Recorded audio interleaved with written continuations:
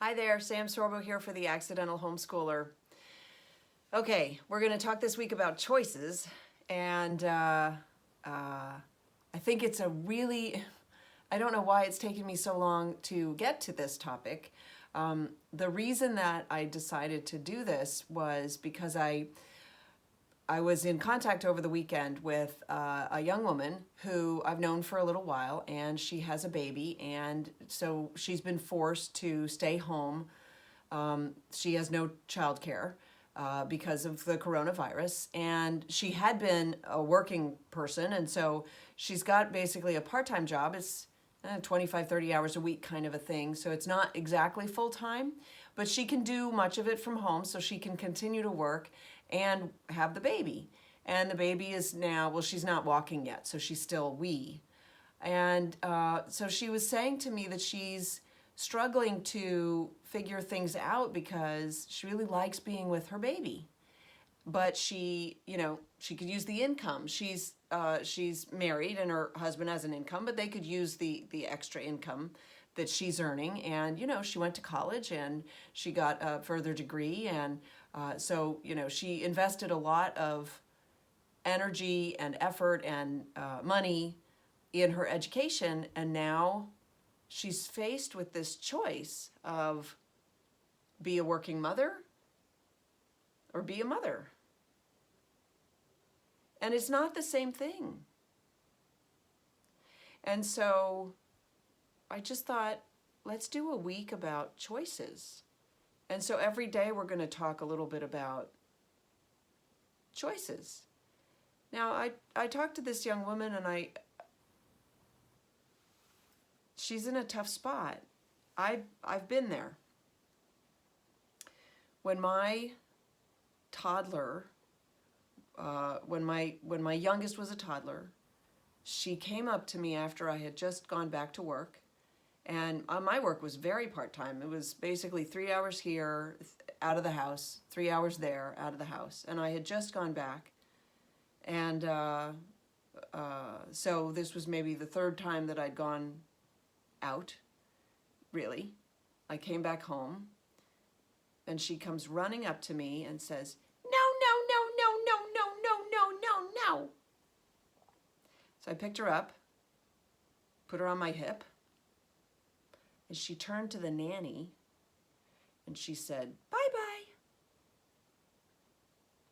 And I went, oh, she doesn't want me to leave. And so for me, that became just a binary choice, one or the other. Because it was the leaving. It had nothing to do with time. I suppose if I could have put her on a different sleep schedule so that she wouldn't know that I was gone,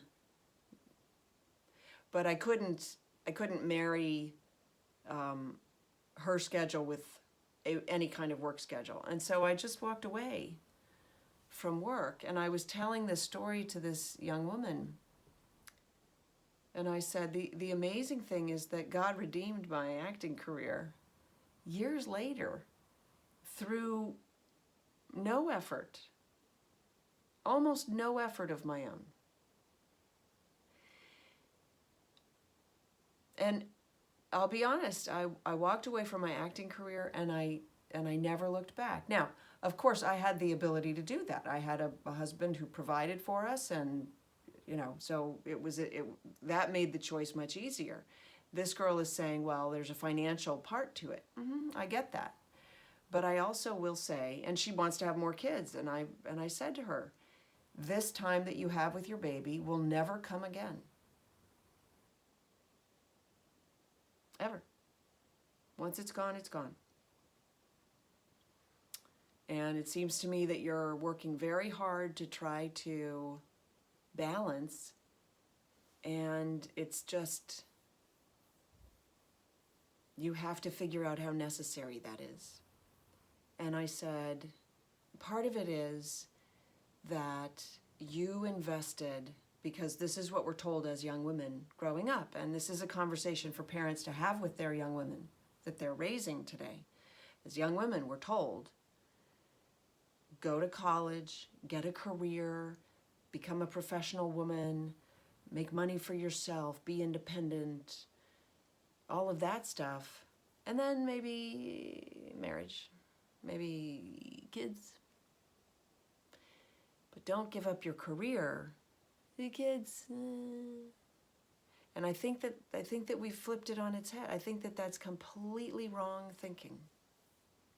Not that women can't be successful and have careers and live very fruitful and productive lives. Not that. Like, that's great. But I think we just went so far in that direction that we've completely denigrated the institution of marriage and the institution of mothering.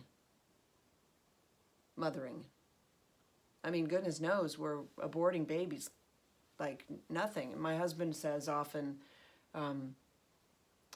he says we've made marriage as disposable as life, sadly. My point is that it is a choice. And so often we are not told that it's a choice.